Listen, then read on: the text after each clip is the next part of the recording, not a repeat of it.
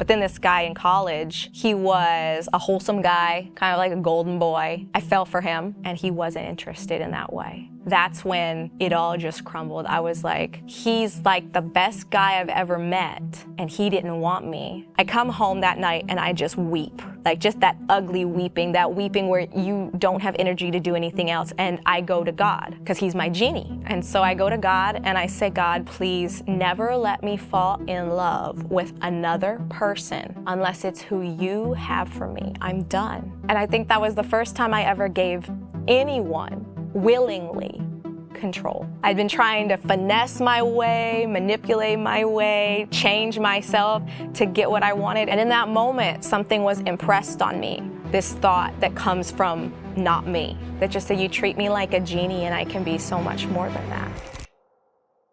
So my family has a lot of, I'll say, supernatural touch points going back generations. So we've got witchery, we've got astrology, we've got spirits, we've got ghosts, we've got all these kind of things. And I grew up hearing these stories and they intrigued me, they entertained me, and then they scared me. But I guess the blessing in disguise looking back is I knew the spiritual was real. So I never doubted it because I knew my family had dabbled or at least been encountering things they couldn't explain for generations. And so as a kid growing up, you know, our house had some little baby Bibles in it and stuff. My dad, Catholic, my mom, you know, Protestant, neither going to church because they couldn't agree. We did have, you know, prayer, but I treated God like a genie. You know, I didn't really know how to address him. I didn't understand Jesus's role in anything. I had never even thought about what the Holy Spirit meant, anything. I knew there was a God up there. There was a demon down at the bottom that had lost some battle and was making our lives terrible. And I loved all the horror of it, all the thrill of it. For some reason, even though I knew he was the losing side, I loved watching scary movies. I loved hearing about scary movies ever since I was little. And they would freak me out, but I took this thrill in watching them so that next time I would know what to expect. And so that was kind of my first thing I can look back and realize it was all about control for me. It was all about wanting to control my reaction and stay cool, calm, collected, put together, perceived as having it together and figured out. And this is when I'm like a little kid. And on the other hand, you know, I'm loving all of this stuff. And on the other hand, I have this older than my years depression and loneliness that I couldn't explain. I had two parents that loved me. Growing up, I had friends that cared. And I couldn't explain the loneliness and the depression away. I'm just going deeper and deeper into horror movies. It's kind of like you get your fix. That's not scary anymore. I need something scarier on one side. And on the other side, I'm convinced that having the right guy will one day fix my loneliness. Because you know, you're depressed, and so as a kid, you escape into TV, you escape into video games, you escape into books. And so I just dove into fantasies where the girl is secretly a part of something bigger. And that's what I wanted. I wanted to be part of something bigger. And I wanted to be on the winning team, but I didn't know how. And I didn't know, it seemed like the world was pretty mundane and basic, and I didn't have access to the things and the stories I grew up hearing, nor anything on the other side that wasn't scary. I just had my everyday life where I was just depressed as, you know, a single-digit kid. I had anxiety from all the control and the pride, the wanting to please people, the wanting to prove my worth. I was convinced that to get that great guy, I had to be great, so I had to have everything together. And I'm saying these things as like a 9-year-old, as a 10-year-old. It doesn't make any sense looking back, like what kind of mind did I have as a kid? But I just was obsessed with getting rid of these feelings and escaping from them. So, you know, I'm a 10-year-old kid. At 2, I had developed something called Trichotillomania. And so it's a compulsive hair pulling that comes with anxiety. I consider it a blessing that it only ever affected my eyebrows. It was so bad that like I pretty much didn't have them. And so I would go to school and get made fun of sometimes. Sometimes I would do the making fun of another kid just so I could have a break from being made fun of. And I still have other friends, but that wasn't good enough because everyone didn't like me. As I got older, now I'm starting to notice boys. Boys are starting to notice you. But at the same time, none of the guys I liked were ever noticing me. You know, it's the dudes that I didn't notice that noticed me. The dudes I noticed didn't notice me. And so again and again, let down, heartbreak, rejection, frustration, feeling like I'm not good enough yet. If none of the guys I like me, then I am not good enough yet. I remember back then I would be every once in a while praying to God like a genie, like, please, like, make them like me. And it never worked. And I just kept feeling like, what am I doing wrong? Why am I not good enough? I have friends. My parents like me. Like, what am I doing wrong? When I was 12, my parents split up.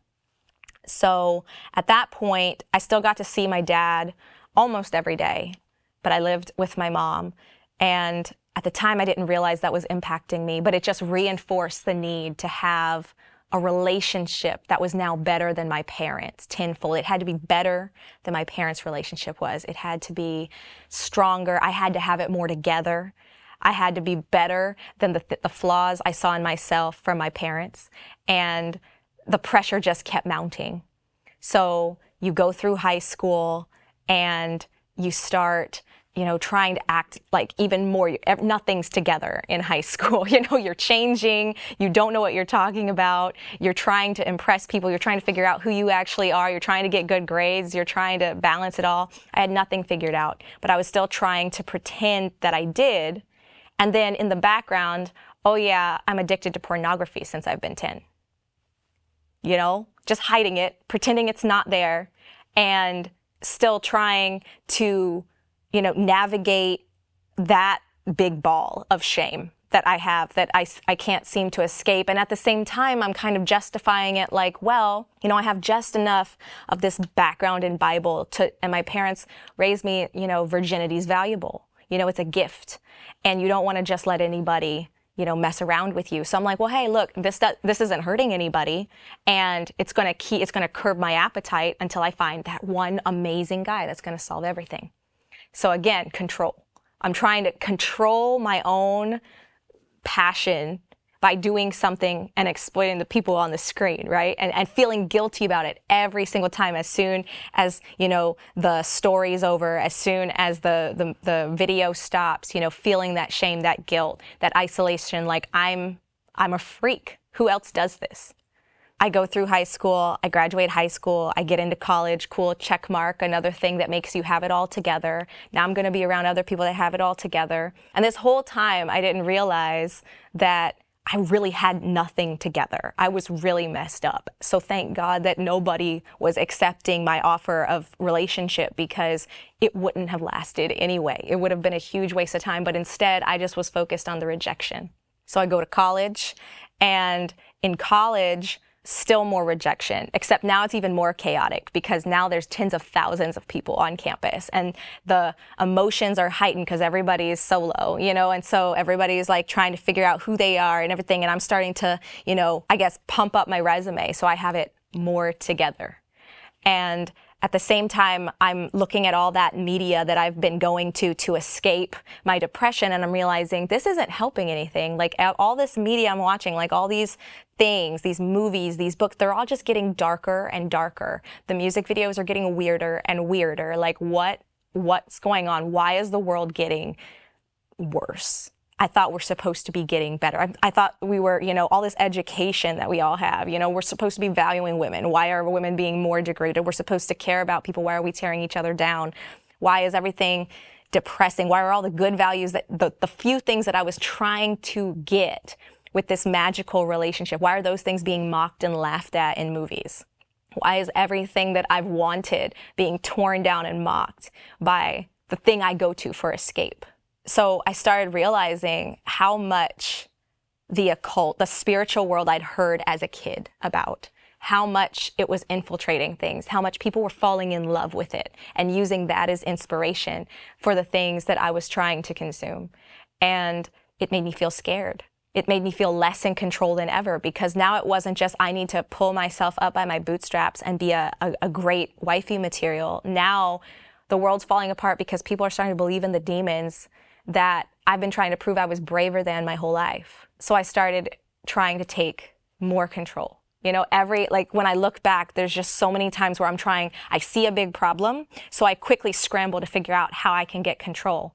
And so I remember I started looking for fun at the horoscopes in the school newspaper, and I realized they kind of would align in some way with my day. Now, of course, they're so generic that you could read into them, but it made me go and get deeper into astrology. Like, what's my sun position, my star sign, what planets are in alignment, you know, all of the stuff that I used to dive into. And I started like looking at who I was, what it said I was, what all these different horoscopes and zodiacs from around the world said I was, all these personality tests. And then I started wanting to analyze other people, because I was like, this is how I'm going to improve. This is how I can find someone compatible with me. Like, I was so neurotic. I was so trapped in my own mind because of how desperate I wanted to fix myself. I saw that I was so messed up, and I was playing this game with everyone like, no, I have it all together. You know, don't worry, you guys can come to me, you can confide in me, I have it all together, I've got great advice, but I couldn't follow any of it myself. I started going deeper into astrology. I spent hundreds of dollars in astrology books. And at the same time, I'm scared of the occult, so I start, you know, looking into like protective crystals and stuff like that. You know, this is all starting to come to a head. And then yet another relationship, because some of them would start up, but they would fail really quickly or really messy, or I'd realize that I have egg on my face because they were just playing me, or, you know, whatever. So one of those big ones comes around, and I feel so bitter. It's like that was the straw. Like, I felt so bitter and ashamed and mad. I was so resentful at men because every time I liked one, if he did pursue me back, he wanted my body. He didn't actually want me. And I felt like this is all they want. This is all they want, and they feel great about it. They can walk away feeling so empowered, and I feel like a fool. And so at the beginning of my senior year in college, I decide that I'm going to make a list. And so I make a list because, you know, I'm in control of lists, right? And I write down all the guys I thought were cute, that maybe if I hung out enough with them, I'd end up liking. And instead of doing that, I decided to hook up with them. Now, of course, I'm still the girl who watches porn so I don't have sex. So I don't go all the way, but I mess around enough, and then I just walk away. Maybe they think they're going to get more. Maybe they secretly like me, and I'm gonna end up with them. But nope, I'm just going to walk away. I'm doing to them, and those specific guys hadn't done that to me, but I'm treating them like I felt I'd been treated by all the guys before them. You know, at the end of this, I got every single one. And that, I think, made me feel the most shame, the most embarrassment, because when I just offered up my body, I could get every guy that I liked. But if, you know, no matter how great I thought he was, how upstanding, I could just do it. But before, when I had been trying to actually get to know them and treat them like a human being, none of them would have it. So I think that broke me even more. I was on this cuspis of like, I'm not going to find that guy, am I? Guys are all the same. Like, how am I ever going to find him? I just confirmed a pattern with like 8 people in the span of 3 weeks. I felt like a superstar in one, and I was like, wow, well, at least I'm pretty, because they definitely, you know, are excited about this. But then joke's on me at the end of these 3 weeks, because then I walk away with herpes. And now I'm like, oh, so now I'm that loser virgin who all I have to offer is herpes? That's the most embarrassing thing ever. That's the most humiliating, pathetic story ever. And so I'm sitting there at the beginning of my senior year, where you're supposed to be on top of the world, feeling like, cool, I'm about to check all the boxes, get a cool job, you know, all this. And I'm just feeling like an idiot. You sit there with the egg on your face again, and you're like, I just can't get it right. I can't get anything right. I have done all the check boxes, and yet I'm still here. And I've done all the astrology to find God, you know, to learn more about and I'm still here. This loser who did this to herself. It wasn't even that like a guy pursued me. It's that when I finally decided to act that way, I get it. Cut scene, you know, one of my best guy friends at the time, he decides to take me to his teacher. He has a teacher that's training him on how to harness his energy. And so he takes me to a witch's house. And she looks like any lady you'd see walking around the grocery store. you would never know, right? And I don't really know what I'm walking in at the time. You know, I go into her house and I'm already feeling like this shame, right? I'm already feeling low, like I'm out of control. And here comes a witch who's opening her house up to me, welcoming me in and offering to give me all this power. Now, whatever it is, like whatever, you know, she actually knows how to do whatever, I never really got into it because I was only there for one night. But while I was there, I was like, you've got to be kidding me. Like, I know that spirits are real. I know demons are real. I know there's a God up there that like can like smack them around. But this lady's not a witch. She's just like an everyday crazy lady. She's kooky. Why are you even wasting your time with her? And then she's walking me around, you know, stand in your power spot in the room and all this stuff. And I'm just humoring her because I'm like, I really just want to go. This is the most awkward thing. I don't want to laugh at her. And then finally she sits me down on the couch and she says, fight me. And I think we're about to like go, like she's going to try and hit me or something. She just puts her hand against my chest. And in my head, I'm just like, what is this woman? Like, she's crazy. And then all of a sudden she's like, go. And all of a sudden there's this heat, like I feel heat radiating through my chest. My heart's racing faster, like I had just been terrified or run 3 miles. And I have no idea what to do. And all that comes to me is that like Stephen King movie about all those little kids that can read minds, like little alien kids. And so I'm just imagining a brick wall in my head because I'm like, I don't know what to do. This is real and I'm an idiot again, having no idea how to do this. But I have to, again, pridefully make it look like I'm cool and calm and act like I do know. But I have no idea what I'm doing.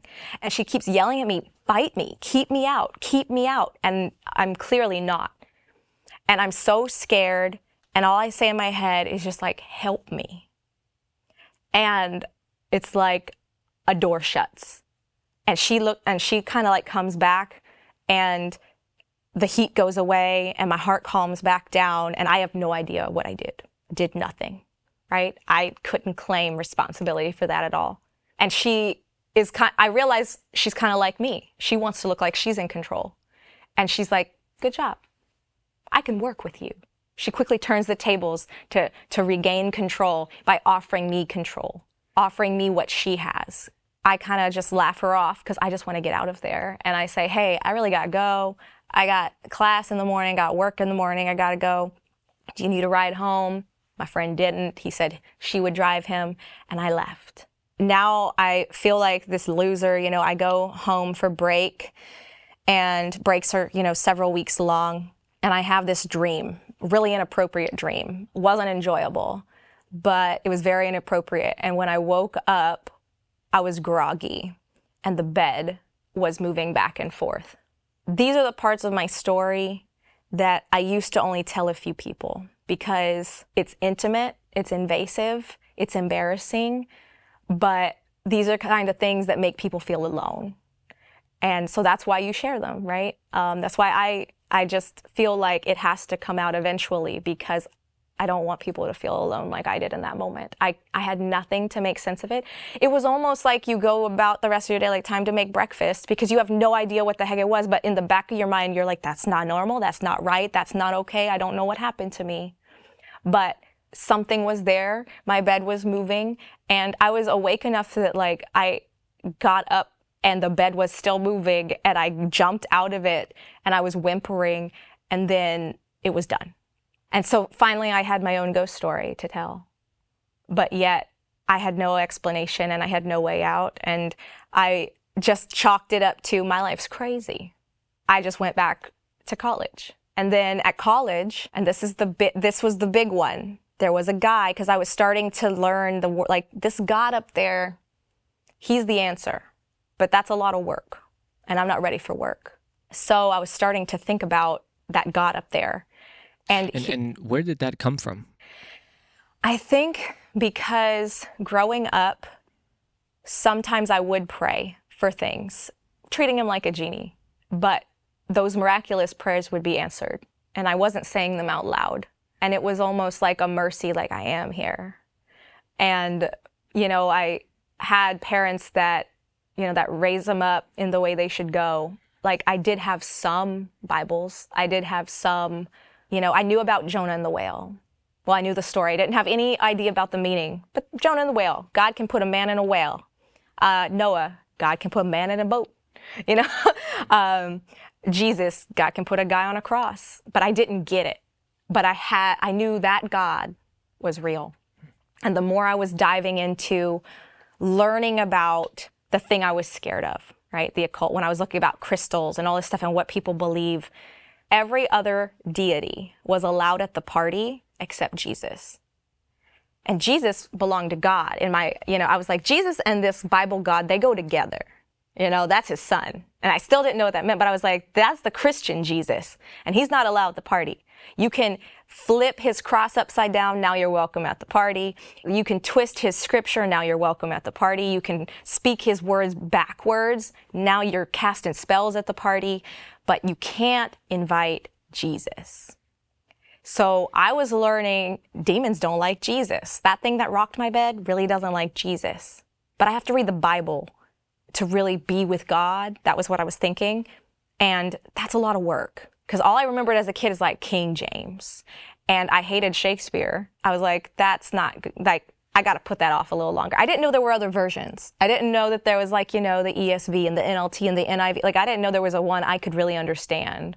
I knew there were kids' books, and I knew there was the thou shouts, and I didn't know how to figure it out for myself. I didn't have confidence I could. I didn't think I was smart enough to wrap my head around it, so I just kept kind of walking by. But then this guy in college, he went to Mass every week. He only missed it once and got food poisoning, and never again did he miss Mass. And he was a wholesome guy, kind of like a golden boy, and I fell for him. And here I am back in my old pattern, right? Except now in the back of my head, I'm like, I have herpes. This is a good guy. He's kind of holding out with the same kind of plans. He's got values. He's got morals. He knows this God and this Jesus thing. I was kind of camped out there for a little while, and I wait the whole year. We're just friends. We're good friends this whole year. I wait the whole year till I graduate, and then I let him know. And he was not cruel at all. He was just honest, and he wasn't interested in that way. And that's when it all just crumbled. I was like, he's like the best guy I've ever met, and he didn't want me. And I was very open and honest about who I was, what I had done. And he accepted me as a friend, right? But he didn't. And so I just went home. I tried not to cry the whole time I was in a cap and gown, because I told him the day before I was going to walk across the stage and get a diploma. So I'm trying not to cry. I'm trying to be excited about this. But at the same time, I'm just like, now where am I going in life? I don't have a job lined up. I'm graduating, but I don't have the guy. I don't have a job. What am I going to do? I come home that night and I just weep. Just that ugly weeping, that weeping where you don't have energy to do anything else. And I go to God, because he's my genie, right? And so I go to God and I say, God, please never let me fall in love with another person unless it's who you have for me. I'm done. And I think that was the first time I ever gave anyone willingly control. I'd been trying to finesse my way, manipulate my way, change myself to get what I wanted. And in that moment, to this God that I did barely understood, not until you, I don't want anyone, if you want me to be single, cool. I don't want to ever have this ache in my heart again. I don't want to waste time falling for anyone ever again unless you want me to. And in that moment, something was impressed on me, this thought that comes from not me, that just said, you treat me like a genie and I can be so much more than that. And I felt in that moment so much hope and so much shame at one time, because I'm like, I'm guilty of treating the God of everything like a mere genie in a bottle. Who the heck am I? So I chalked that up to, that's another thing wrong with me. But at the same time, I was like, wait, but you talked to me. You heard me. And so in that moment, I was like, I need to read this Bible. I'd been reading about the occult, and a lot of you start digging into that stuff. A lot of people bring up the book of Revelation. And often it's a lot of Christians shining light on all the crazy stuff going on. So they're quoting Bible left and right. And I just kind of skimmed over that part because I was like, that's confusing. Just instantly, I had this thought, Bible's confusing, gloss right over it, move on to normal English. But for the first time, I was like, I'm going to start in Revelation. It took me a couple days, but I pulled out my laptop and I was secretly, because I was living with my mom at the time, I was secretly reading Revelation. Couldn't let her know. Pridefully, she'd been praying for me for years, and I'd been arguing back and forth about, there's little truths in everything, you got to put it all together, all this stuff. So pridefully, I was like, she can't know I'm a Christian. She'll know she was right, or, whatever you think when you're like barely out of teenage years. And so I read an annotated book of Revelation by this guy who just was called by God to do it, and he just annotated it. So that means that every verse, then you might have to read like 16 paragraphs or maybe just 5 sentences about like what that means, what it's referring to elsewhere in the Bible, how it fits in. So in all that, like it took me, I think, 2 weeks to read the book of Revelation after work, because at this point I had a job. After work every day, it took me like 2 weeks to read it. And at the end, because of all those footnotes, I understood what Jesus had done for me on the cross. And so alone on my couch, I can see myself just sitting there. I'm like, I think it's this easy. I think I just say it, And so in my heart, in my head, I just said, I'm sorry, and I want you. And in that moment, I felt so much weight gone, so much hope. I was like giddy because I knew I was messed up, but now someone could fix me. And I knew life was still, like nothing had changed except this one huge thing. But he could change all the stuff that hadn't changed. And there was hope now. And it wasn't on me anymore. And I was on the winning team. And now I was that girl, part of something bigger. But not in a horror movie kind of way where like I'm running around trying not to die. But in this way, like, hey, you're the daughter of the King of Heaven. It wrecked my world in the best way. My world needed to be wrecked because I had wrecked it so much and I was still trying to put together this sloppy kingdom for myself, thinking that I had to impress somebody, thinking I had to impress God. I grew up praying things like, Lord, because sometimes I would sense the need of like asking for not going to hell, but I didn't know what it meant. And I'd be like, Lord, if there's not enough room in heaven for everyone, let my parents go and I'll go to hell. I didn't get it. I didn't get it at all. And in that moment, I was like, we can all go. And I got so excited. I was like, wait, we can all go. It's that easy. It's that easy. And, a few weeks later, I got convicted because, I read Revelation, then I read Genesis. You read the end, then you read the beginning. Then I hit up a friend from high school, the only Christian I knew in high school, who was just unapologetically Christian, but still friends with everybody. I was like, hey, I think I'm a Christian now. What do I do? I've read Revelation and I've read Genesis. He's like, read Mark. And at this point, he was in divinity school. And he was, at a church up in Connecticut. And he's like, I'm actually preaching on it in a couple weeks. And so I drove up to Connecticut with my mom, met the girl he was going to marry, listened. His sermon was the first sermon I ever heard. It was about self-esteem and how that don't matter because it's what God says about you, not what you say. And that's exactly what I needed to hear. So I came back and said, I need a church. And so I prayed and I Googled and I was going to go church shopping. And I just went to that first church and it just felt like I came all dressed up, heels, dress, pea coat, early. Like most people weren't even there. I learned later, at church, and people don't always come early. But, I was there and I said, I don't have a Bible. I just assumed they would have a stack of Bibles for us sinners that just showed up.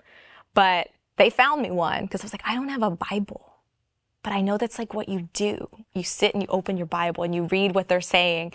So they found me a Bible and I sat down and someone came right over, sat down with me, and the pastor's wife came over and said, you're going to love my husband. He's not here this week, but you're going to love him. And the sermon, I don't even remember what it was about, but it was about grace. I went home and I told my mom, hey, I went to church today. Next week, would you come? Because she'd never found a church. And now her daughter, who she's been praying for at that point, 23 years, was inviting her. And so she started coming. God has done so much in my life, but helping me understand what grace is, how infinite his love is, that's the game changer. It's allowed me to let go of so much and put him in the driver's seat over and over again. And I've seen it do the same for other people. And it's amazing, because when I came to him, I remember one night I was on my knees praying, and I had this mental list of things I wanted in a guy, and it was long, pretty much a unicorn list. Like, this dude had to have like a race car and, like anime, but also have like this refined palate and be, world traveled and be mature and, be able to build a house. And like, I don't like, just no wonder I couldn't get him. And I was trying to be everything on earth to get him, and it didn't work. So I said, Lord, I'm doing away with this list. All I care about is that he loves you and he can make me laugh. And then at church, it was a month to the day, this guy shows up, and he's got really cool tattoo sleeves. He's got like 00 or 0, I don't know about gauges, but he's got earrings in, and he's alone, and he's standing up just praising the Lord. And at that point, I was not there to find a dude. I came to church to find Jesus, but he caught my eye. And I was like, he's over there. He's doing his thing. He's worshiping the Lord. But fast forward a couple years, and, a lot of focusing on Jesus, because we both had that. He was coming back, and I was coming for the first time. But now we're married. And what's amazing is when we were friends, I let him know up front. I just decided at that point, I'm just letting close people know, hey, I got herpes. That's my life. Real talk. Lesson learned. Don't be foolish like I was, right? And I tell him. And we're 18 years apart. So this dude, he's grown, he's seen life, and I'm telling him this as this kid just straight out of college, and he's just like, oh, yeah, that's annoying. Sorry about that. And then we keep jogging. And so anyway, fast forward all this time, we get married, all this stuff, I get tested, and it's gone.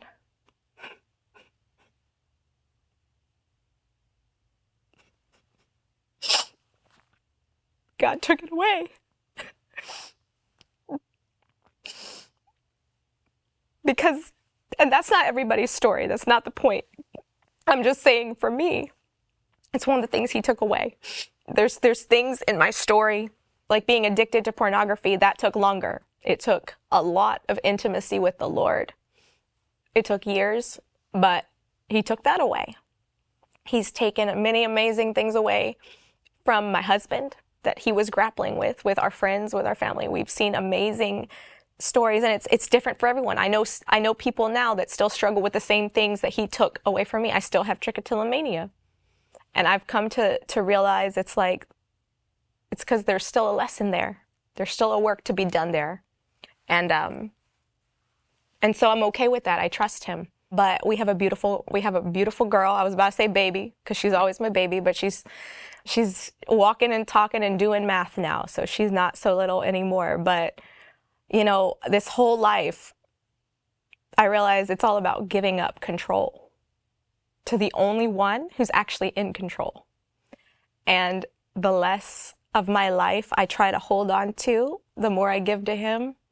He's redeemed finances that I royally screwed up. He's redeemed, character flaws, in me, in our marriage. The grace that he gives me allows me to not beat people over the head with their flaws or hold them up high like they're perfect, but see everyone as just a person that needs his love. So all of that, all that mess, and now, I can ask him to rebuke demons out of my sleep. I used to have nightmares, and one night he's like, you should have called on me. So I started doing it. And now I wake up. And I think that's the story of my whole life, is I called on him and I finally woke up. Michelle, who is Jesus to you? He's my everything worth having. He's my King of Kings. He's my Lord of Lords. He's my commander. He is my provider. He's my deliverer. He's my savior. He's my best friend. He's my bridegroom. He goes before me and he goes behind me, and he's what I lean on every single day. Not only do I lean on him, but he's the reason I can lean, the breath of life. And so, in the beginning was the Word, and the Word was God, and the Word was with God, and he's my God.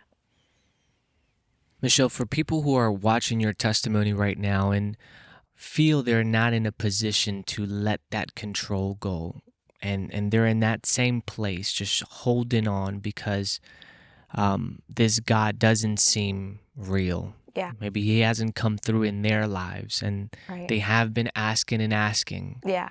and they don't want to let go. Right. What can you say from what you have experienced to those people who are just having a hard time letting go? Yeah.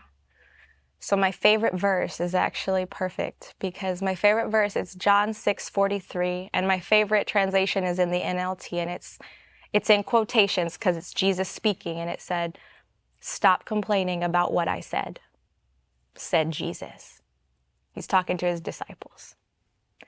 And I think that in my own life, when I was trying to be in control, even now, if I disagree with God, the creator of all things that knows everything and has all the power and the provision and provides all the stuff, I need to just stop complaining about what he said and do it, or trust him, or let go, or wait, or abide, or rely, or whatever it is that I'm feeling like that I'm fighting.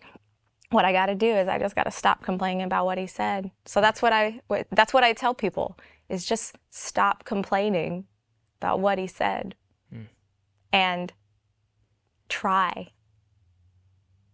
We're terrible at keeping our own lives together, so what do you have to lose? Michelle, any last words for people who are watching your testimony right now? I'm praying for them. I think knowing that countless people will come across this video, I'm praying that you feel less alone, less misunderstood, less hopeless, and that you feel that giddiness I got to feel that day when I realized there's a way out.